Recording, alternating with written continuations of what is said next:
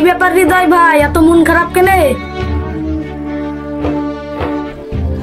কি আর বলবো ঘটক মশাই, দেখতে দেখতে মেয়ে বড় হয়ে গেল, বিয়ে দিতে হবে। এই হাসিব ঘটক থাকতে আপনার কোনো চিন্তা নাই, কেমন ছেলে নেবেন বলেন? ছেলেটা একটু বংশীয় ঘরে নিতে হবে, আবার সুপুরুষও জানে হয় সেটাও দেখতে হবে।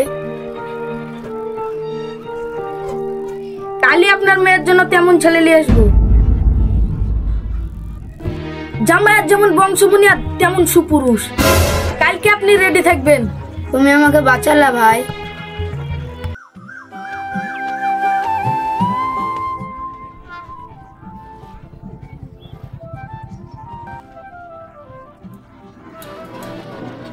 I love you Jaya. হ্যাঁ, তোর এত বড় সাহস, তুই আমাকে প্রপোজ করছিস? চল, তোর আজ দাঁত ভেঙে দিব। নিজের মুখখান কোনোদিন আয়না দেখেছিস?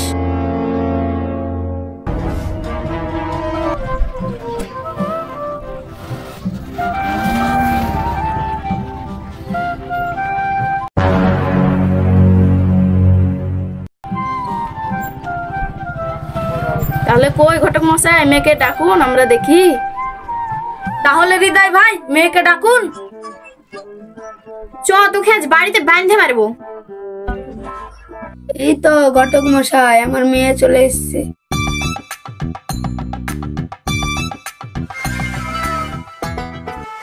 এগুলো আবার কে সব বাবা? ওই, আমাকে যদি কোনোদিন এইভাবে রাস্তায় লাড়িস না, তাহলে দাঁত ভেঙে দেবো শালা। আরে মা চুপ কর, তোর বিয়ের মানুষ এসেছে।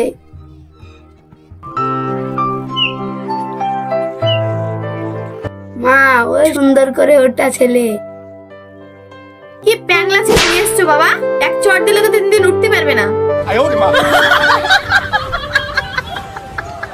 ঘটক মশাই, আপনি কি এইভাবে আমাদেরকে অপমান করার জন্য নিয়ে এসেছেন? যেমন প্যাংলা ঘটক তেমন প্যাংলা ছেলে নিয়ে এসছে। হৃদয় ভাই, এই অপমানের শোধ কিন্তু আমি তুলবো, মনে রাখবেন। চলো বাবা। আরে মা, এইভাবে কথা বলতে হয় না মা।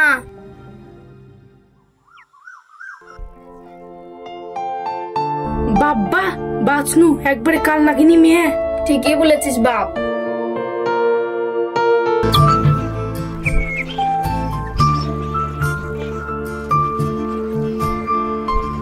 রে আমিনুল, আজ মেয়ে দেখতে গিয়ে খুব ভালোই খালি রে কি? দাদা এবার খাওয়া আমাকে। হ্যাঁ রে, মেয়েটা দেখতে কেমন? দেখতে খুব সুন্দর, ঠিক মহাকালের ফলের মতো, একবারে কাল নাগিনী রে। আরে কি বলিস কি রে? কোন রকম বেঁচে পালিয়ে এসেছি জানিস, ওরকম মেয়ে বিয়ে করলে পুরো জীবন বরবাদ। আরে এরকম মেয়ে তো আমি খুঁজছি। বলিস কি রে? কাল নাগিনী 20 জনের মন্ত্র আমার কাছে আছে, এমন মন্ত্র দিয়ে দেবো না, কাল নাগিনী ভেঙে সাপ হয়ে যাবে। খবর পাঠা। শোনো বাপ, আমার মেয়ে কিন্তু একটু অন্যরকম, আগেই বলে রাখছি। আমি সব জানি, তবে আমার একটা শর্ত আছে। শর্ত? দেনা পাওনা নাকি? না না, দেনা পাওনা না, বিয়ের দিন মাটির হাড়ে একটা মুরগের কয়েকটা ডিম দিলে হবে।